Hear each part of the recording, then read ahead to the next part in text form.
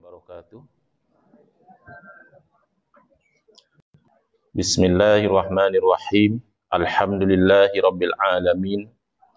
Wa afdhalus salati wa atammu taslimi ala sayyidina Muhammadin wa ala alihi wa sahbihi ajmain. Rabbi shrah li sadri wa yassir li amri wahlul 'uqdatam min lisani yafqahu qawli. Subhanaka la ilma lana illa ma 'allamtana innaka antal alimul hakim. Allahumma akhrijna min zulumatil wahmi wa akrimna binuril fahmi waftah alaina bima'rifatil ilmi wa sahhil akhlaqana bil hilm waj'alna mimman yastami'una al-qawla fayattabi'una ahsana. Allahumma ati nufusana taqwaha wa zakkiha anta khairu man zakkaha anta waliyuha wa maulaha.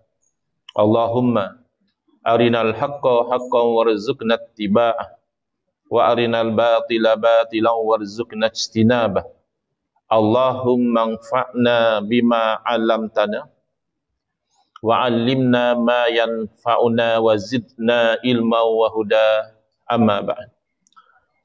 Qala asy-syekhul muallif hafizahullah ta'ala wa nafa'na bihi wa bi'ulumihi fid dharain amin. Masalah perhimpunan aqaid di muka surat 75. Alhamdulillah, pagi Jumaat yang mulia ini insya-Allah kita akan menyambung pengajian kuliah duha bulanan hari Jumaat yang ketiga anjuran Masjid Sultan Salahuddin Abdul Aziz Shah, iaitu Masjid Negeri Shah Alam, menggunakan kitab Nurul Huda, Cahaya Petunjuk, yang disusun oleh guru saya Al-Fadhil Ustaz Haji Adnan bin Haji Muhammad Samman, hafizahullah ta'ala wa nafa'ana bihi wa bi'ulumihi fid dharaini amin, mensyarahkan kitab Masailut Tauhid, persoalan-persoalan yang berkaitan tentang ilmu Tauhid, yang disusun oleh ayahanda beliau dan juga guru saya almarhum Tuan Guru Haji Muhammad Saman Kati rahimahullah ta'ala wa nafa'ana bihi wa bi'ulumihi fid dharaini amin. Kita akan masuk kepada perhimpunan aqaid. Alhamdulillah, maknanya yang perincian-perincian tu kita dah selesai. Ini kita nak macam summarize apa yang kita dah pelajari selama ini. Sebelum saya pergi kepada isi pengajian, suka saya sebutkan satu perkara. Perkara ini sebenarnya perkara yang personal, tetapi saya percaya sebahagian dari tuan-puan mungkin ada perasan, kerana perkara ini diwar-warkan dan cuba dihebahkan. Jadi saya rasa sebahagian tak tahu, sebahagian fokus pada kehidupan dia, which is bagus. Kita nak kena jawab kepada Allah Ta'ala, ni amal perbuatan kita, bukan amal perbuatan orang lain. But somehow dalam dunia media sosial dan sebagainya ni kadang-kadang ia melintas di hadapan kita. Jadi saya rasa tak bagus kalau ada persoalan yang bermain dalam fikiran tuan-puan yang mana saya berada pada posisi untuk memberi penerangan tapi saya tak sebut. Baik, secara seringkas yang mungkin. Yang detail insya-Allah saya akan hantar pada ketua kelas. Dan dengan izin supaya ketua kelas share dalam grup. Ini untuk secara ringkas sahaja. Pada 13 Januari 2022 saya telah difitnah oleh bekas keluarga. Jadi oleh kerana dia telah difitnah, saya meminta peguam menghantar surat tuntutan yang berkenaan buat permohonan maaf Tetapi beliau tidak mahu, jadi nak tak nak saya terpaksa saman di mahkamah. Dan tuduhan-tuduhan yang beliau tuduh itu, ini di hadapan tuan-puan pada pagi Jumaat ni, wallahi wa billahi wa tallahi, adalah tuduhan yang tidak benar. Okay. Kemudian setelah difailkan ke mahkamah, ada lagi tambahan. Kononnya Ustaz Angku ni menyalahgunakan fatwa Perlis dan juga fatwa Pahang untuk mempengaruhi seseorang melakukan sesuatu yang bercanggah dengan syarak. Itu after kita dah sepayakan saman, masuk pula elemen baru. Asalnya tak ada dalam fitnah yang asal, tak ada. Dan juga untuk itu di hadapan tuan-puan pada pagi Jumaat yang mulia ini, wallahi wa billahi wa tallahi, saya tidak buat apa yang dituduh tu. Maknanya menyalahkan guna fatwa tu untuk mendorong dia buat sesuatu yang bercanggah dengan syarak tu, tak berlaku. Apapun dalam mahkamah, many things can happen. And things happen. Asalnya kes kami didengari di hadapan seorang hakim. Kemudian bila kami dah dapat injunction, somehow for some reason, ada pertukaran hakim lah kepada hakim yang lain. Dan hakim yang lain ini telah memutuskan not in our favor. Bahasa orang awamnya, saya kalah kes. Saya saman, tapi saya kalah kes. Dan dalam saman balas, ataupun dipanggil counter claim, tuntutan balas pun berpihak sebelah sana. Jadi oleh kerana ialah mahkamah undang-undang, sama ada saya setuju tak setuju, saya kena hormat keputusan mahkamah. Itu cara kita dalam civilized society. When you bring a dispute to the court, you have submit to the jurisdiction of the court, you have to respect the decision of the court. Okay? So saya menghormati, tapi menghormati tidak berarti saya bersetuju. Jadi cara yang boleh saya buat bila saya tak bersetuju adalah to file an appeal to the Court of Appeal. Jadi saya sedang uruskan dengan peguam saya untuk menfilekan rayuan ke Mahkamah Rayuan. Jadi saya mohonlah daripada tuan-puan yang hadir, mungkin ada yang mustajab doa di kalangan tuan-puan yang percaya dengan bahawa saya tidak melakukan apa yang difitnah itu, untuk mendoakan agar Allah berikan kemenangan kepada saya di Mahkamah Rayuan nanti. Maknanya decision of the High Court di reverse lah. Okay. Tapi mungkin juga tak mustahil ada orang yang dia masih ragu-ragu. Betul ke ustaz ni? Dan ustaz pun tak semestinya betul. Dan kadang-kadang ustaz pun buat salah juga. Betul ke tak betul? Untuk yang masih ragu-ragu, cuma mudah saja doa kepada Allah Ta'ala, moga-moga proses rayuan nanti Allah gerakkan hakim-hakim itu membuat keputusan yang sesuai dengan bukti, dengan undang-undang. Maknanya kalau against saya pun against saya lah. Kalau for saya pun for saya. Yang penting, moga-moga hakim-hakim di Mahkamah Rayuan membuat keputusan yang bertepatan dengan bukti dan undang-undang. Itu. Bagi yang dah tahu, mungkin, okey, dapat sikit penjelasan lah. Selama ni, kita baca macam tu. Kadang-kadang ada banyaklah perencah kari, tom yam, semua masuk dalam tu. Bagi yang belum tahu, tak apa, boleh doa juga. Moga-moga urusan kami ini dipermudahkan oleh Allah Subhanahu Wa Taala. Sebab saya rasa saya to explain at least dalam jumlah yang seminimum ini kepada tuan-puan yang hadir dalam kuliah saya setiap bulan, ya. It's quite unfair kalau benda tu lingering in your mind, what happened, tapi saya tak cakap apa-apa. Setakat yang perlu, setakat itu. Yang lebih detail sedikit, sebagaimana saya sebut, insyaAllah saya akan kongsikan kepada ketua kelas, dan saya harap ketua kelas boleh kongsikan dalam grup untuk penjelasan yang lebih detail. Kita pergi kepada kuliah kita pada pagi ini, Perhimpunan Aqaid.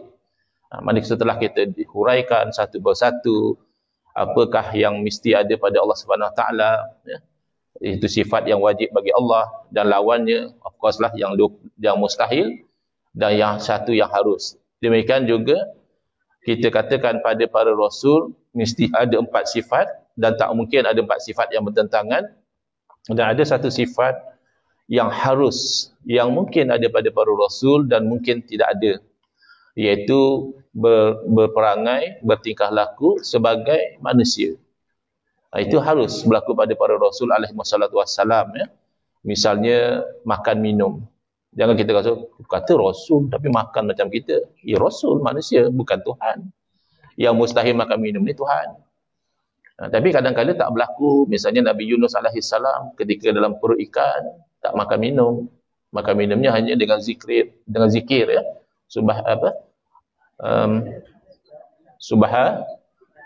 Subhanaka inni kuntu minaz zalimin. La ilaha illa anta subhanaka inni kuntu minaz zalimin. Itu makanan ketika dalam perut ikan, ya. Itu harus berlaku. Mana rasul makan minum harus, rasul tak makan minum juga harus.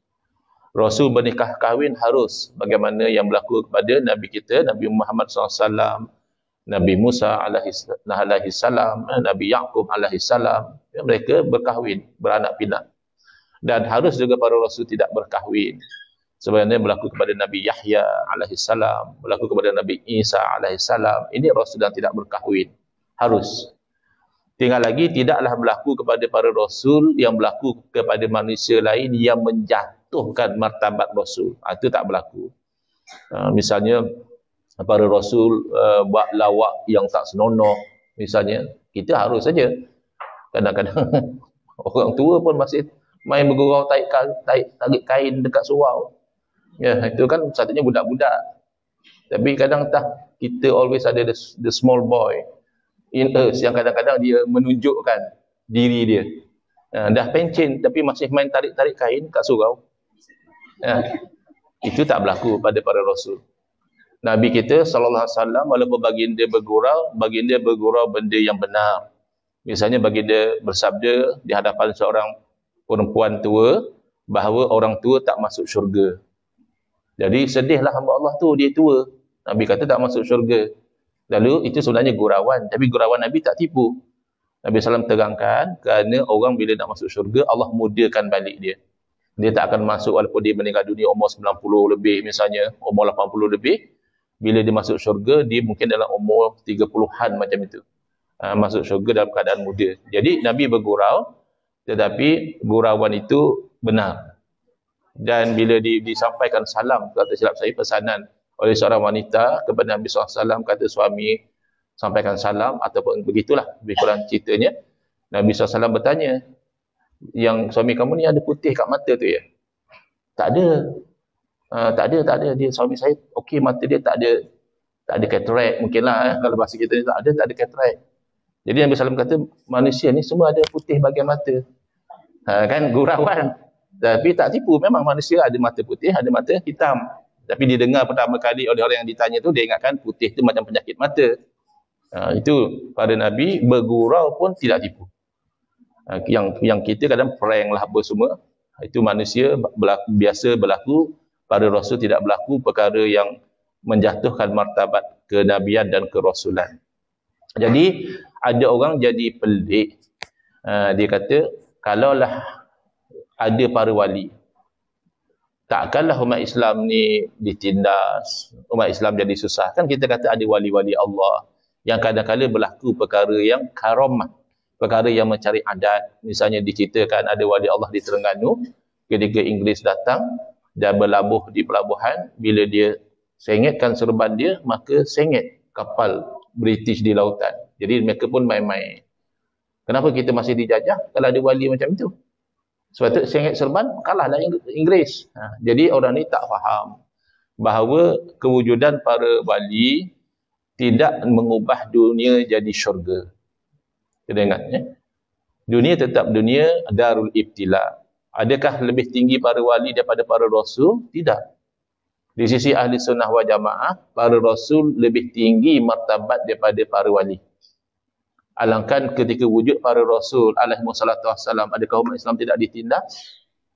Zaman Nabi kita masih hidup, adakah umat Islam tidak diseksa hingga mereka terpaksa berhijrah di Madinah? Bahkan baginda sendiri berperang sampai luka, sampai berdarah. Adakah berarti baginda bukan rasul? Kalau rasul tak akan berdarah. Ini kan manusia. Manusia boleh cedera, boleh sakit. Jadi kewujudan para rasul bukan untuk mengatakan bahawa dunia ini jadi syurga, semua aman. Tidak. Masih dunia ini tempat ujian. Bahkan ada para rasul yang dibunuh. Nabi Yahya AS dibunuh, dipotong kepala. Nabi Zakaria AS dipotong belah badan baginda ketika bersembunyi dalam pokok. Jadi apa nak heran kalau para wali wujud, tapi umat Islam masih diuji. Sebab dunia tempat ujian. Kok tak mau diuji, sila meninggal. Dah masuk syurga. Ketika itu dah tak diuji. Kerana syurga adalah darul jaza. Tempat diberi balasan. Jadi ini penting kita belajar akidah. Jadi jangan kita heran berlaku pada para rasul, para wali. Wali apa pergi pasar beli barang? Rasul pun pergi pasar. Apakah nak heran? Apakah ingat wali tak makan nasi? Apakah ingat wali dah jadi malaikat? Wali konon itu aku nampak dia pergi tandas bermain kuat lagi kentut. Apa wali tak buang air? Para rasul juga buang air. Jadi sebab itu kita kena faham. Pengajian tauhid ini tidak menjadikan kita ni terpinga-pinga dengan benda yang tak sepatutnya. Dan ada juga orang heran. Kata ni Asy'ariyah ni pening lah. Orang awam pun tak faham Asy'ariyah. Orang awam faham Asy'ariyah peringkat basic. Orang awam faham Allah wujud. Allah tak ada permulaan. Allah tak akan binasa. Allah tak sama macam makhluk. Allah tak berhajat kepada pencipta dan sebagainya. Takkan orang awam tak faham. Tapi kalau kamu expect orang awam belajar, ini adalah ta'alluq suluhi qadim, ini ta'alluq tanjizi hadis, ini menafikan kam munfasil, kam muttasil. Itu kan untuk pakar. Tidak berarti kalau orang awam tak faham, berarti benda itu tak bagus. Habis ilmu perubatan yang mendalam apa orang awam faham? Orang awam faham, ya kalau demam jumpa doktor. Tapi apakah ini virus apa, inikah ada alergi apa, ini ada kena buat neurosurgery macam mana? Itu pakar. Neurosurgery kita kena ban sebab orang awam tak faham. Innalillahi wa inna ilaihi raji'un. Neurosurgery itu kan untuk pakar. Even GP, general practitioner pun, doktor biasa, mungkin dia tak mahir dalam bidang neurologi dan sebagainya. Jadi setakat basic fardu ain, insya-Allah orang awam faham akidah Asy'ariyah. Lalu antara yang mereka perli, sat depa kata ilmu sifat 20, sat depa kata ilmu sifat 50, lawak betul depa. Bukan depa lawak, hang yang lawak. 20 tu fokus kepada sifat yang wajib bagi Allah. Jadi orang sebut sifat 20. Sebab hak tu yang kita belajar dulu. Tapi kalau dikembangkan, lawan daripada 20 yang wajib, 20 yang mustahil, jadi 40.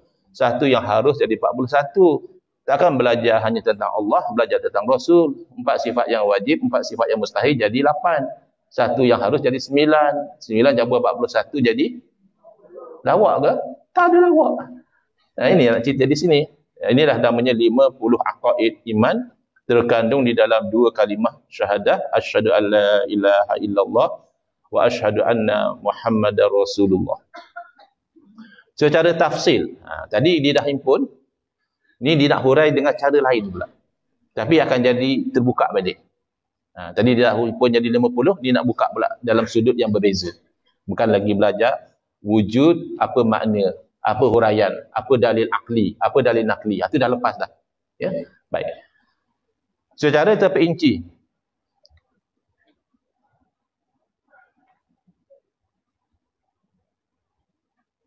dan jadilah sifat 20 itu terbahagi kepada 2 bahagi pula, iaitu istighna dan iftiqar. Istighna ni daripada perkataan ghina, kaya. Iftiqar daripada perkataan fakir, berhajat. Sebab kita sebut orang fakir miskin. Orang fakir itu dia berhajat pada bantuan. Yang ada pada dia tak cukup. Dia fakir. Orang ni, orang kaya tak berhajat lah. Dia self-sufficient. Apa yang daripada dia dah memadai. Kerana makna ketuhanan itu, kaya, ni bahasa lama ya. Nanti kita pemudahkan dengan bahasa moden. Kaya Tuhan daripada tiap-tiap barang yang lainnya, dan berkehendak tiap-tiap yang lainnya kepadanya, kepada Tuhan. Dalam bahasa Arab, istighna'ul ilahi. Dia kata kaya tadi. Sebab istighna'. Ilah Tuhan lah. An kulli ma siwah, kaya Tuhan daripada setiap yang lain daripadanya. Waftiqaru, dan fakir, berhajat, kulli ma adahu ilahi, setiap yang lain daripada Tuhan berhajat pada Tuhan. Itu 2 elemen dipanggil istighna. Senang fahamnya, Allah tak berhajat kepada yang lain. Habis Allah tugaskan malaikat untuk jaga bahagian rezeki. Ini malaikat jaga bahagian hujan. Ini malaikat jaga bahagian cabut nyawa. Ini malaikat jaga bahagian tiup sangkakala. Ini malaikat jaga bahagian turun wahyu. Bukan kerana Allah berhajat. Bukan makna kalau tak ada malaikat, Allah tak mampu buat. Bukan. Tak mesti ada malaikat baru Allah boleh matikan. Tak mesti ada malaikat baru Allah boleh turunkan hujan. Tak. Tapi itu adalah aturan. Tak mesti ada makanan baru kita kenyang. Tak. Tapi itu adalah aturan yang Allah aturkan. Bukan kerana hajat, tapi kerana iradah. Demikianlah kehendak Allah. Maka berlaku. Ikutlah orang kata, oh Allah pun lemahlah juga sebab Allah perlu pada malaikat. Bukan Allah perlu pada malaikat. Cuma Allah berkehendak adanya malaikat dan Allah berkehendak bahawa malaikat itu ada tugas masing-masing. Sama juga Allah tak berhajat kepada solat kita. Apa kalau kita tak solat Allah tak jadi Tuhan? Tapi ada orang salah faham. Bila kita kata Allah tak berhajat kepada solat kita, Allah tak berhajat kepada amal ibadah kita, oh macam tu kita tak payah solat lah Ustaz. Kamu ni faham ke tidak bahasa? Allah tak berhajat, kamu berhajat. Allah tak berhajat pada makan minum, apa kamu tak payah makan minum? Kan Allah yang tak berhajat, kamu berhajat. Kamu berhajat kepada solat kamu supaya kamu ingat Allah. Aqimis solata li zikri, dirilah solat untuk ingat akan daku. Kamu berhajat kepada solat supaya kamu tak masuk neraka. Sebab orang tak solat Allah janjikan dengan neraka saqar. Jadi jangan disalah faham huraian para ustaz. Bila ustaz kata Allah tak berhajat pada solat dan ibadah kita, itu betul. Tapi jangan kamu faham kamu pula tak berhajat kepada solat dan sebagainya. Kamu berhajat, kamu kena solat, kamu kena buat ibadah. Baik. Adapun sifat-sifat Allah Azza wa Jalla yang menunjukkan terkaya, makna Allah tak berhajat kepada yang lain. Daripada tiap-tiap sesuatu yang lain. Allah tak berhajat pada malaikat, Allah tak berhajat pada para nabi, Allah tak berhajat kepada syurga, neraka, arasy, langit, bumi, Allah tak berhajat. Ialah 11 sifat yang wajib baginya. Yang ini tahu pun tahu, tak tahu pun tak ada masalah. Kalau ditanya, mana dia sifat yang masuk bawah istighna? Tiba-tiba tuan-puan tak boleh jawab. Ini bukti orang awam tak faham Asy'ariyah. Tak ada. Ini hanya percambahan ilmu saja. Jangan sampai tak tahu Allah wujud kidam baqa, jangan. Tuhan ada tak? Tak tahu. Tak pernah nampak pula Tuhan. Kalau tanya ayah ada tak? Tahu ayah. Ayah ada. Tapi kalau tanya Tuhan ada tak? Wallahu a'lam. Wallahu a'lam pula. Hang tak tahu Tuhan ada boleh jawab wallahu a'lam. Adakah orang Islam macam tu? Tak ada. Jadi orang Islam basic-basic pun dia dah Asy'ari dah akidah dia. Tapi dia tak pandai sebut Asy'ari. Dah tak pandai sebut bukan berarti dia bukan akidah Asy'ari. Habis kita faham ke yang kiraat kita baca Quran ni daripada siapa? Tak faham kan kalau kata, tahu tak kita baca Quran sekarang ni, bacaan Hafaz an Asim. Oh iya ke Ustaz? Bacaan siapa tadi? Hafaz, bukan Hafaz, Hafs. Maknanya adakah menafikan kita selama ni baca Quran dengan kiraat tu? Kan tidak. Kita tak tahu sebab bukan bidang kita. Kita mungkin tak tahu, oh ini Asy'ariyah, oh ini Imam Hasan Asy'ari. Tak ada masalah. Jangan sampai kita tak tahu Tuhan wujud kidam baqa. Di sini juga sama. Kalau kita tak tahu ini termasuk dalam istighna, tidak masalah kerana ini hanya sekadar percambahan ilmu. Tapi kalau kita nak tahu, iaitu yang termasuk dalam istighna ada 11, iaitu wujud. Oleh kerana Allah wujud tanpa ada pencipta, tak berhajat kepada yang lain. Kita wujud juga. Tapi wujud kita tak menunjukkan istighna. Kenapa? Sebab wujud kita selepas tak wujud. Setiap wujud dan selepas tak wujud mesti diwujudkan. Kerana wujud dengan sendiri mustahil. Mewujudkan diri sendiri lagi mustahil. Maka kita tidak istighna. Kita berhajat. Allah wujud tidak ada permulaan. Maka wujud Allah tu istighna. Kemudian kidam baqa, mukhalafatu ta'ala lil hawadisi, qiyamuhu bi nafsi, ini sifat salbiyah, semuanya menunjukkan istighna. Kidam jelas ya, Allah tak ada permulaan. Baqa Allah kekal. Beza kita. Kita berhajat. Kalau Allah tak kekalkan kita lah, meninggallah kita. Habis orang dalam syurga kekal, Ustaz, dikekalkan. Beza tu. Memang kita ahli sunnah berkeyakinan bahawa syurga dan ahlinya kekal. Neraka dan ahlinya juga kekal. Tapi kita masih bukan istighna. Kerana kekalnya kita dan syurga itu adalah dikekalkan oleh Allah. Sedangkan kekalnya Allah, kekal yang zati. Mukhalafatuhu lil hawadis, Allah tak sama dengan yang baharu. Kerana setiap yang baharu itu berhajat. Berhadap kepada pencipta dan sebagainya. Maka oleh kerana Allah tidak sama dengan baharu, Allah tidak berhajat. Qiyamuhu bi nafsih, jelaslah. Qiyamuhu bi nafsih ni maknanya Allah tak berhajat pada yang lain. Jelaslah itu bawa istighna lah tu. Lagi sama basar kalam, sifat ma'ani, ya, yang ini juga adalah istighna. Ha. Betul kan? Kalau kita nak faham nisbah pada makhluk pun, kalau pekak, jenuh dah nak kena bantu dengan alat tu, alat ni. Kalau buta, orang ni nak kena pimpin. Ya. Orang ni nak kena jerit, oh longkang depan tu. Ya. Tapi kalau celik kan senang, boleh jalan sendiri. Ya, tak payah pakai alat pembantu pendengaran. Itu baru nisbah pada makhluk. Apa Tuhan pula tak mendengar? Apa pula Tuhan tak melihat? Maka sifat samak basar kalam ni istighna.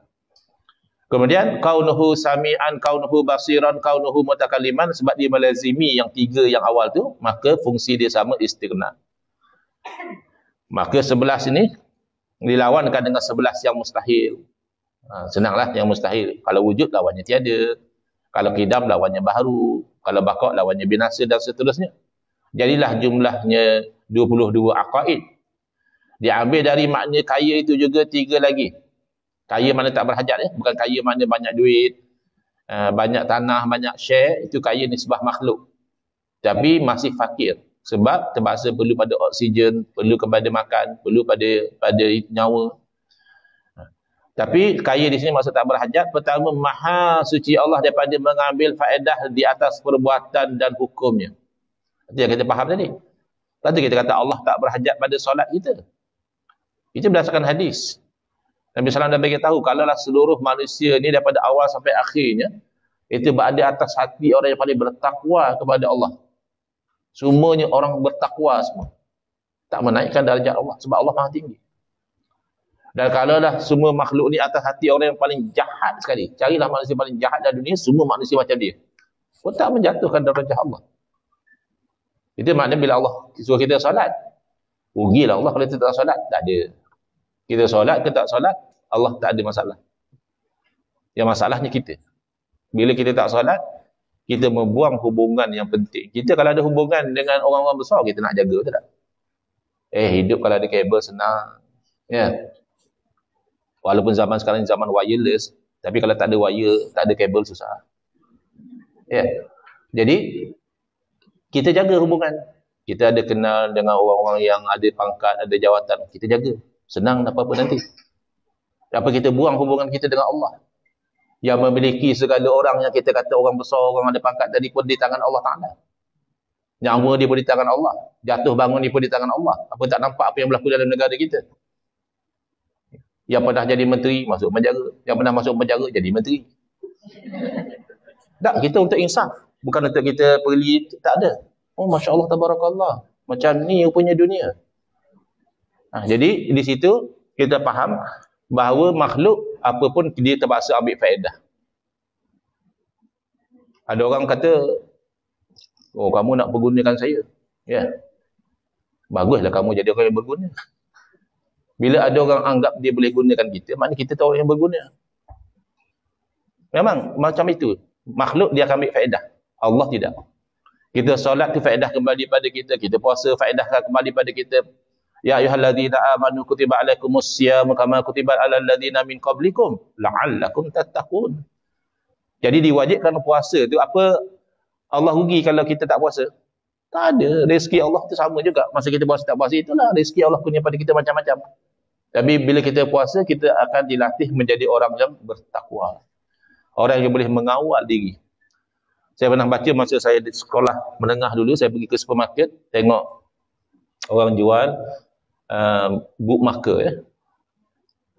Book sekarang ni dah challenge dengan internet. Banyak orang ambil maklumat daripada internet je ataupun PDF. Dulu orang beli buku. Bila beli buku kadang baca tak habis, perlu kepada bookmark untuk tanda aku berhenti muka surat ni. Daripada bookmark kosong boleh je ambil tisu buat bookmark pun boleh. Kan? Plastik beli barang tu koyak-koyak buat bookmark pun boleh. Tapi kan lebih cantik ada bookmark elok, ada ribbon dia kan. Cantik. Jadi ada saya baca dia tulis kat bookmark tu apa? Dia kata the greatest conqueror is the one who conquers himself. Penakluk yang paling hebat adalah orang yang mampu menakluk diri dia sendiri. Oh, kita payah nak takluk diri kita sendiri. Tak percaya?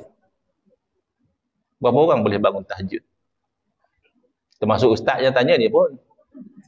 Lebih banyak tak terkejut daripada tahajud. Nah, kalau boleh hari-hari kita nak tahajud. Maklumlah ustaz. Tapi tak terkejut sebab kita tak boleh kawal diri kita. Kan kadang-kadang dah terjaga pukul 4:30. Awal sangat. Kan? Nantilah bangun. Padahal kita boleh, kita dah tahu sesuai dah bangun untuk kita tahajud. Tapi kita tak boleh kawal diri kita. Dia kata sejuk-sejuk ni tarik selimut dulu lah Sat. Sat lah 5 minit lah. Bangun-bangun ya Allah setengah jam dah orang azan. Jadi bila kita puasa, kita rasa nak makan, kita tahan. Tambah orang kahwin sebelum bulan puasa, kan sentiasa ada rasa nak bersama dengan isteri. Orang lama kahwin tu kuranglah sikit. Baru kahwin, ya. Sebelum Ramadan dia kahwin. Jadi rasa Ramadan tu keinginan tu biasa lebih tinggi lah sebab orang baru kahwin. Tapi oleh ingatkan puasa, tahan diri dia. Jadi bila dia mampu conquer diri dia, banyak kehidupan dia akan jadi baik. Bahkan kalau dia jadi orang yang bertakwa, maka itu orang yang dijanjikan oleh Allah kebahagiaan. Jadi kembali kepada kita, jangan ingat bila kita semayang puasa ni kita berjasa pada Allah, tak adanya. Ya, kita itu bersyukur kepada Allah. Allah bagi kita mampu semayang, mampu puasa. Kalau Allah tak bagi, saya pernah dulu masa rajin berniaga. Dulu saya rajin niaga. Jual produk kesihatan je pun, tapi kesana kemari lah. Zaman muda dulu, drive seorang-seorang. Pergi sana, pergi sini, promote produk. Jadi berkenalan dengan ramai orang lah. Termasuk non-Muslim dan sebagainya. Jadi non-Muslim ni bos. Dia ada driver cum bodyguard. Muslim. Ya, bos dia non-Muslim, driver dia Muslim. Bulan puasa driver bodyguard. Ui, badan dia tegap lah.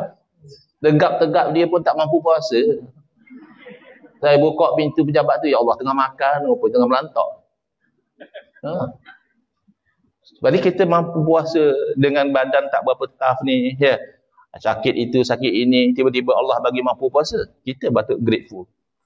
Jangan pula kita rasa kita berjasa dengan Allah Ta'ala. Allah tidak mengambil faedah daripada segala perbuatan dan hukumnya. Fa'alul lima yurid. Allah lakukan apa yang Allah kehendaki. Kita lakukan apa yang kita rasa bawa manfaat pada kita. Yang kedua,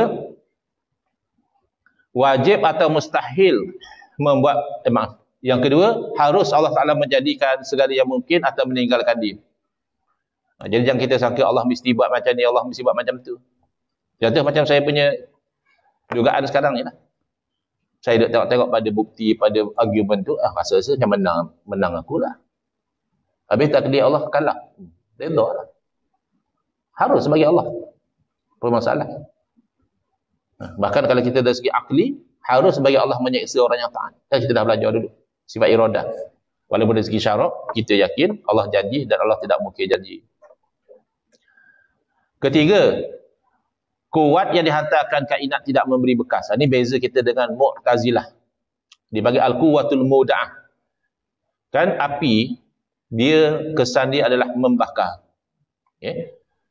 Mu'tazilah kata, Allah ciptakan api. Dan Allah ciptakan pada api itu satu kekuatan. Dengan kekuatan yang Allah ciptakan pada api itulah api membakar. Apa beza dengan ahli sunnah? Ahli sunnah wal jamaah, kita berkeyakinan Allah ciptakan api. Dan Allah juga yang menciptakan kebakaran. Bukan makna ada satu kekuatan. Pula kekuatan itu kalau kamu kata itu makhluk Allah. Kan Allah ciptakan api makhluk Allah. Qadariyah kata, apilah yang membakar. Direct terus. Maka tidak ada khilaf di kalangan ulama, iktikad macam tu kufur. Sebab syirik. Ada dua kuasa. Satu kuasa Allah, satu kuasa api. Sebab itu dalam hadis Nabi SAW bersabda, Majus hazihil ummah al-mukazzibuna bil aqdar. Majusi umat ni adalah orang yang mendustakan takdir. Majusi yang asal memang disembah betul-betul. Api itulah Tuhan dia. Tapi kamu macam mereka juga. Sebab kamu kata api ada buat sesuatu, iaitu membakar. Nasi mengenyangkan. Ubat menyembuhkan. Sedangkan kita, bagi kita itu yang menyembuhkan Allah. Yang mengenyangkan, ya Allah. Jadi Mu'tazilah ni dia ringan sikit. Dia kata Allah jadikan api. Lalu Allah jadikan pada api satu kekuatan. Dengan kekuatan Allah jadikan, itulah api yang membakar, maka khilaf ulama. Sebahagian kata kufur juga. Sebab api makhluk. Kamu kata api membakar, kufur. Kekuatan pada api pun makhluk. Kalau kamu jadikan kekuatan itu membakar, ya sama. Kufur. Tapi yang kuat, Pandangan yang kuat adalah tidak kufur, tapi kalimah yang bid'ah lagi haram. Kamu kenapa tak kufur? Kerana ada syubhat, ada keraguan. Dia masih disembahkan kepada Allah. Allah jadikan api dan Allah jadikan satu kekuatan. Dengan kekuatan yang Allah jadikan itulah. Di situ ada seolah-olahnya dia masih disembah kepada Allah. Walaupun salah kata-kata dia itu, masih dia itu ada keraguan. Jadi kita ahli sunnah wal jamaah ni tak mudah nak kata orang itu kafir. Bila ada keraguan, maka yang aulanya jangan mengkafirkan. Tapi salah-salah. Yang betul Allah jadikan api, jangan jadikan terbakar juga adalah Allah. Berarti kalau Allah tak jadikan, tak terbakar walaupun ada api. Itu yang berlaku pada Nabi Ibrahim alaihissalam. Bila Allah berfirman, kuni bardau wa salaman ala Ibrahim. Jadilah kamu wahai api, dingin dan sejahtera. Tak ada bakar. Sihat elok Nabi Ibrahim keluar pada api. Atau bolehlah kita masuk dalam api, Ustaz? Kamu ni Nabi Ibrahim ke apa? Kamu kan orang biasa. Kalau orang biasa ikutlah hukum adat. Dari segi hukum adat, penetapannya ada api, ada terbakar. Jangan kamu buat kerja tu. Yang berlaku pada Ibrahim AS pun bukan bagi dia masuk dalam api. Bagi dia dicampak masuk dalam api. Lalu berlaku satu yang luar biasa. Itu nama mukjizat. Jangan kamu pula mereka-reka masuk dalam api haram. Baik. Lawannya tiga pula. Iaitu pertama, Allah mengambil faedah itu tidak. Kedua, Allah mesti buat macam ni, sedangkan benda itu harus. Allah mesti tak buat macam ni, tak ada. Tak ada mesti-mesti bagi Allah Ta'ala. Allah fa'alun lima yurid. Ketiga, kuat daripada kainat itu memberi bekas juga tidak berlaku. Sebab tu kita kata Allah tu maha kaya. Allah tak perlu, untuk jadikan terbakar, Allah perlu ada api dulu. Kalau tak, Allah tak boleh jadikan terbakar, itu kita. Kalau Allah nak jadikan terbakar, tak perlu api pun. Boleh saja terbakar. Hangus. Saya pernah baca dulu, ada tempat-tempat tiba-tiba hangus. Api tak ada apa, tak ada. Tiba-tiba hangus. Itu luar biasa lah tu. Tak tahulah sihir ke apa ke. Jadi 6 dicampur dengan 22, jumlahnya 28. Aqaid dan terkandung dalam makna terkaya Allah Ta'ala. Kalau orang tanya, berapa sifat berapa yang terkandung dalam istighna, kita jawab 28. Betul? Kita jawab, tak tahu. Ingat dulu masa belajar di Masjid Syalam dulu, tapi dah lupa dah. Pun tak apa, tak ada masalah. Allah berkuasa tak? Lah lupa dah. Tu masalah. Tanya Allah berkuasa pun lupa, itu masalah lah tu. Itu dah mungkin bukan mu'allaf dan nyanyok dah bang kali. Tapi kalau yang ni tak tahu 28 ke 22 ke, tak ingat, tak ada masalah. Ini hanya perkembangan pencambahan ilmu saja. Adapun yang menunjukkan berkehendak, berkehendaknya mana iftikar. Yang lain daripada Allah semua fakir kepada Allah. Ini nak bawa kepada tasawuf. Bukan kita belajar tauhid nak main akal semata-mata. Bila kita dah tahu kita ni fakir, jangan kita sombong. Jangan kita itu putus asa. Memang kita lemah. Memang kita tak ada kabel. Tapi kabel kita paling besar hanya doa aja. Doa kepada yang maha berkuasa. Apa yang kita nak risau? Pasti apa yang Allah tentukan ada hikmah dia. Jadi ini datangkan ketenangan. Ala bi zikrillah tatma'innul qulub.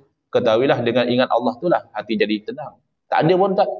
Saya la ilaha illallah, la ilaha illallah, tetap tak tenang. Bila kamu lidah aja la ilaha illallah, hati ke mana-mana, itu macam mana tak tenang.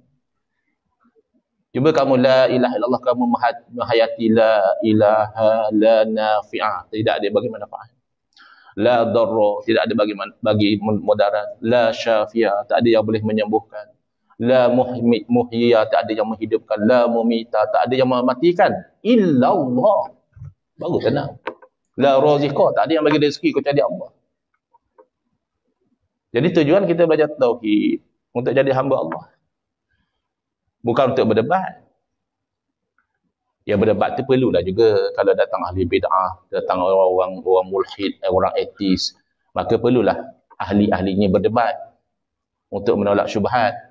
Tapi untuk pakaian kita orang biasa ni, kita nak supaya kita jadi hamba Allah. Tak ada takabur dalam diri kita, tak ada keluh kesah dalam hati kita sebab kita ingat Allah Ta'ala segala-galanya. Kita ni fakir. Mana dalil? Antumul fuqara'u ila Allah. Allah sendiri berfirman, hampa semua fakir, miskin, berhajat kepada Allah. Habis siapa yang kaya? Wallahu wal ghaniyul hamid. Allah yang maha kaya, yang maha terpuji. Jadi kalau kita jadi menteri pun tak adalah sombong. Ya. Ini awak baru jadi pengurusi masjid dah sombong. Jangan macam itu. Tak adalah kata mana-mana pengurusi masjid. Contoh. Kalau ada pengurusi masjid dalam ni terasa pula ustaz ni kata aku ke. Tak ada contoh. Kan? Mana banding dengan menteri dengan pengurusi masjid. Kan? Dari menteri kan ada VIP punya treatment. Kita tak kat pengurusi masjid. Kat masjid kita je lah. Kan? Pun tak boleh sombong. Kita lihat apa yang berlaku sekeliling kita macam saya sebut tadi. Pusingan roda hidup ni di tangan Allah. Ada kala kita di atas, ada kala kita di bawah. Baik.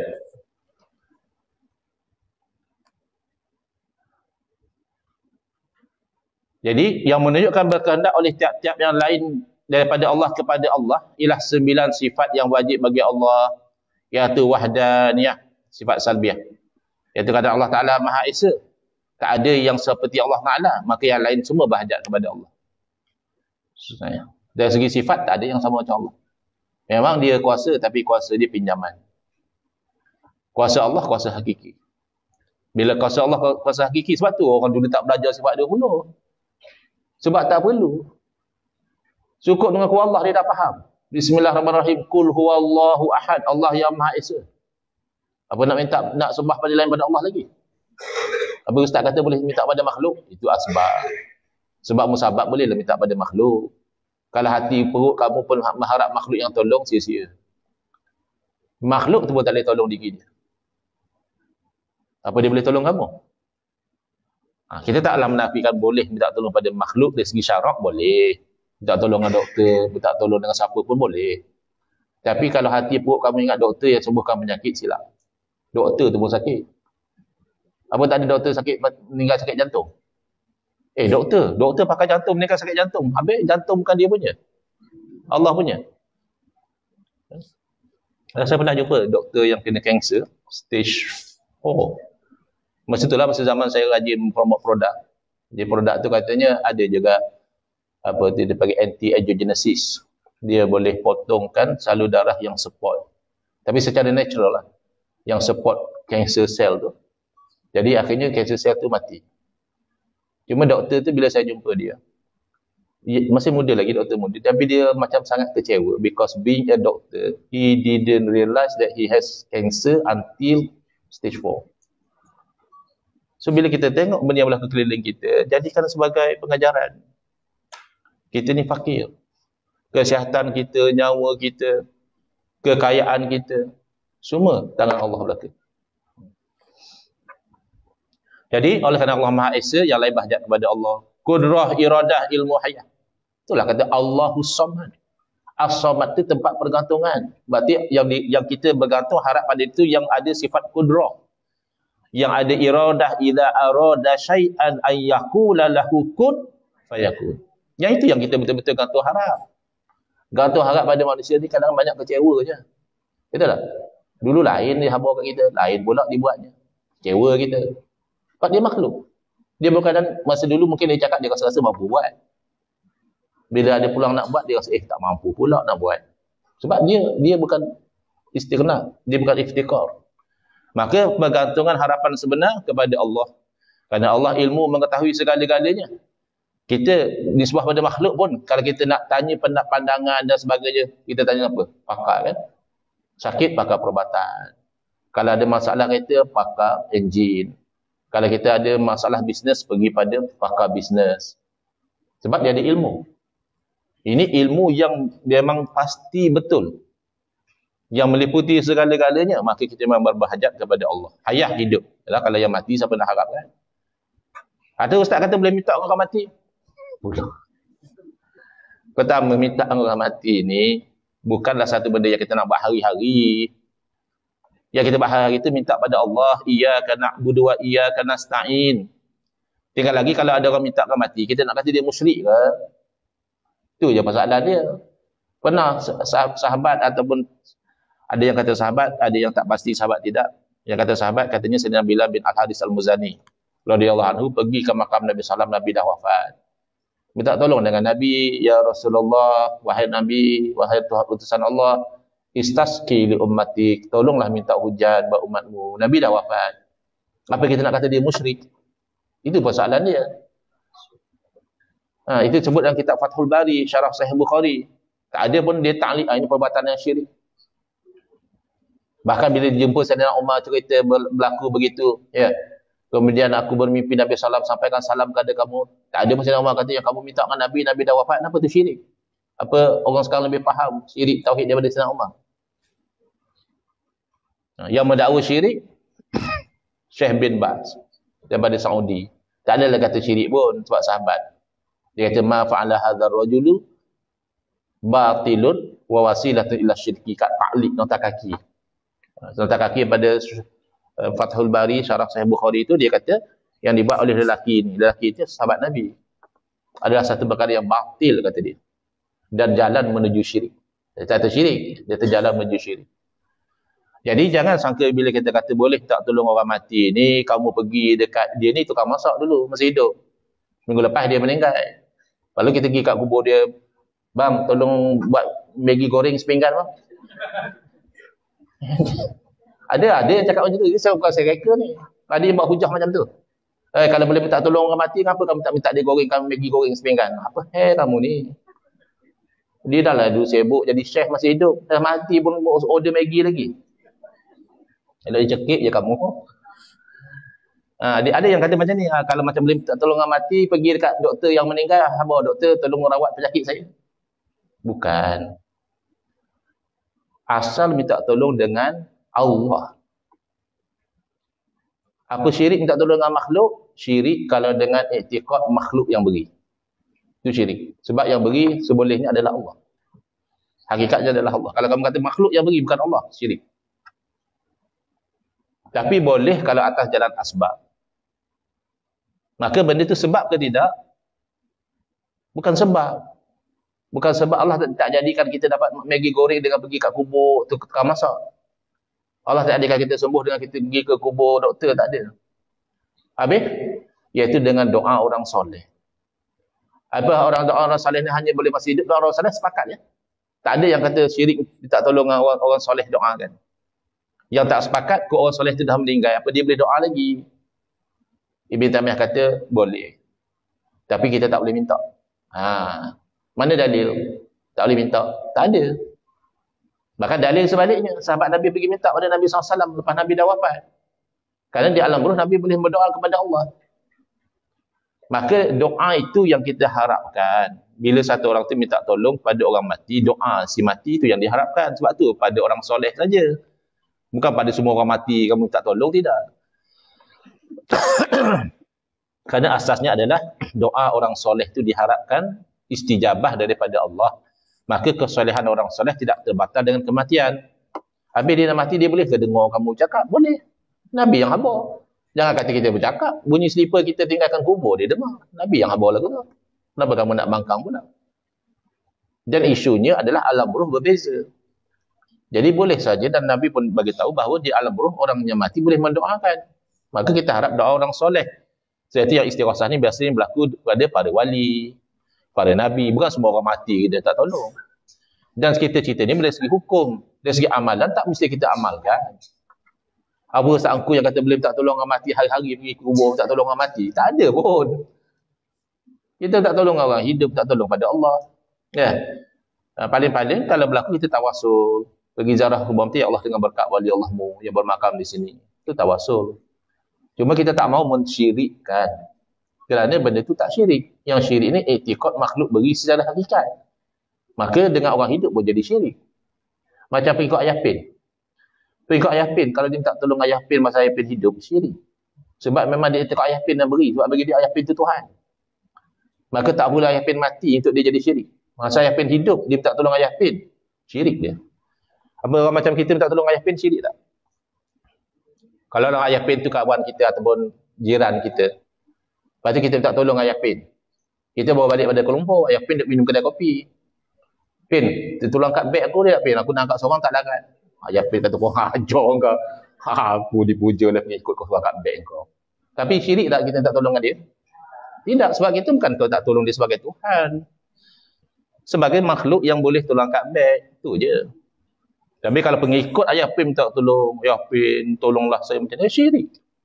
Walaupun ayah pin masih hidup. Jadi fahamkan tu. Dia ingat agaknya bila kita kata boleh tak tolong dengan makhluk ni, hari-hari kita pergi kubur minta dengan makhluk, dengan orang mati, tak ada. Hakikat semua daripada Allah. Dan lawannya mustahil 90, iaitu berbilang lemah, tergagah, jahil, mati dan sebagainya. Jadilah jumlahnya 18. Tak ingat, tak ada masalah. Dan diambil pula daripada makna berkehendak yang lain, iftikar, fakir yang lain kepada Allah, itu dua perkara. Pertama, baharu sekian alam ni. Betul tak alam ni baru? Kita pun baru. Masjid ni lama dah Ustaz. Memanglah lama. Tapi baru sebab dulu masjid ni tak ada. Apa yang dulu tak ada, kemudian baru ada, namanya baharu. Sebab perlu kepada yang menjadikan dia. Sebab tu fakir.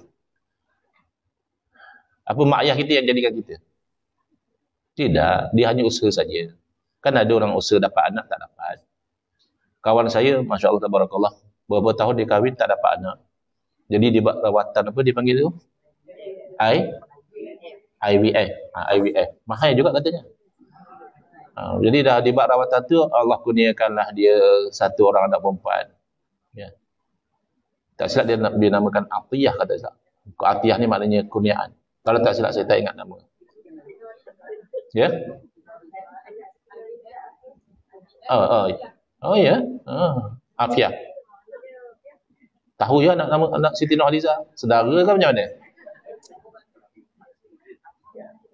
Jadi baru-baru ni mengandung lagi isteri dia. Allah kurniakan 3 sekaligus. Kembar 3. Ya? Tak tahulah, mungkin kesan IVF lama-lama dulu agaknya, Allah Alam, saya tak tahu. Saya tak tahu. Yang saya tahu dia dapat kembar 3 tu. Jadi Kak Long dia ni dapat adik 3 orang sekaligus. 1 lelaki, 2 perempuan. Kita doakan semua jadi mukminin dan mukminat yang solehah, yang berjasa pada agama. Nak ceritanya kita ni berhajat. Yang punya nak dapat anak, kalau boleh tak payahlah IVF habis duit. Tapi dah kita ni lemah. IVF tu ke yang bagi dia anak? Tidak. Allah yang bagi. IVF tu usaha dan ikhtiar. Kedua, tidak boleh memberi bekas oleh sekalian kainat pada satu apa pun. Itu kata-kata, api hakikat tidak membakar. Sebab sebab tu kena ambil kira. Pisau yang tajam tak melukakan dari segi hakikat. Yang melukakan Allah. Atau bolehlah saya tikam orang? Tak boleh. Ambil hukum adat. Kalau kamu tikam orang, masuk mahkamah, kamu buat alasan, dulu masa saya belajar di masjid, Ustaz Abah kata pisau yang tajam tak melukakan. Panggil Ustaz tu jadi saksi. Ustaz pun tak mau jadi saksi untuk kamu. Ustaz kata hakikat. Sebab musabab, pisau melukakan. Ada luka dengan ada tajam. Itu sebab. Maka sebab itu dia ambil kira dari segi hukum syarak. Yang hukum kata tak memberi bekas tu hukum akal. Dalam akidah kita nak yakin. Itu sebab tu ada orang kebal. Kan? Ada orang takluk dengan pisau tajam. Tapi itu luar biasa lah. Tapi dengar-dengar cerita, dia pula pantang larang dia. Orang kebal ni, yang orang lain tak ada masalah, dia pula jadi masalah. Tak payah menuntut lah ilmu kebal. Buat payah. Apa menuntut ilmu kebal tak meninggal?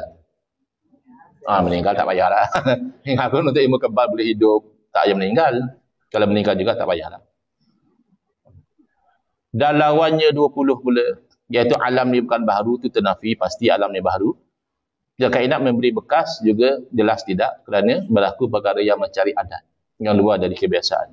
Jadi jumlahnya 4 dihimpunkan dengan yang 18, jadilah 22. Maka dihimpun 28 aqaid yang terkandung dalam istighna dengan 22 aqaid yang terkandung dalam iftikar.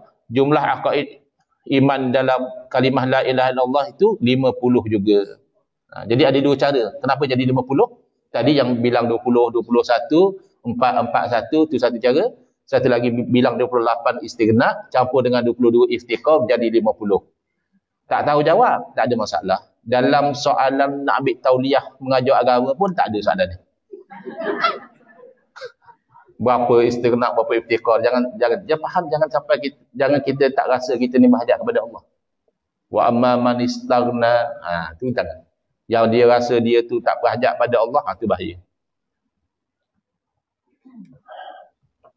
Panjang lagi kah? Wallahu a'lam. Sekejap. Belum sampai stesen lagi ya. Saya lanjutkan sikit ya. Berhenti je lah. Dah kemas beg lah. Cuma saya ada kuliah 10.30 online. Jadi sekali lagi saya mohon doa daripada semua. Moga-moga Allah memudahkan urusan umat Islam. Kalau secara umumnya begitu. Dan kalau tak keberatan, doa khusus buat saya dan keluarga.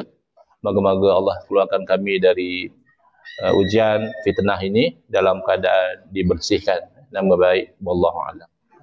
Bismillahirrahmanirrahim. Alhamdulillahirabbil alamin. Wassalatu wassalamu ala asyrafil anbiya'i wal mursalin wa ala alihi wa sahbihi ajma'in. Allahumma shrah sudurana wa ahsin akhlaqana wa azim ujurana wa nawwir qulubana bi nuri hidayatika kama nataradu min syamsika abadan abada. Allahumma kulna min dhul ma'sati ala izzi ta'ati ya arhamar rahimin. Wa sallallahu ala sayyidina Muhammadin wa ala alihi wa sahbihi wasallam. Walhamdulillahirabbil alamin.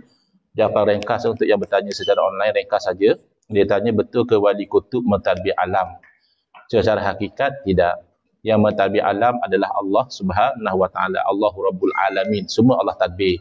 Secara asbab tidak mustahil. Sebagaimana misalnya di negara kita ni, kerajaan Madani mentadbir Malaysia sekarang. Dulu kerajaan PN, dulu lagi kerajaan UMNO. Itu asbab saja.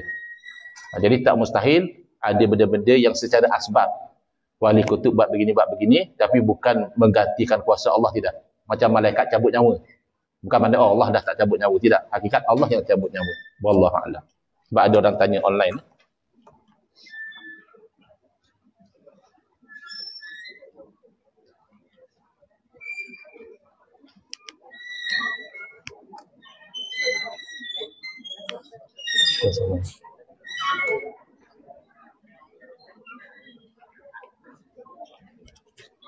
Assalamualaikum. Hello. Ya. Ya. Baik-baik, baru habis kuliah 2. Okey. Ya.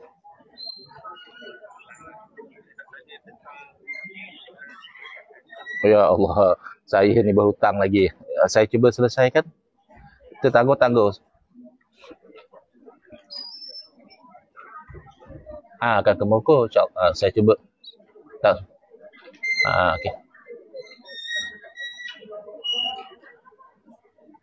Saya cuba, insya-Allah. Minta maaf, saya ada dalam senar writing studio saya tu, tapi banyak benda mendatang pula ke belakangan ni yang kena selesaikan dulu. InsyaAllah.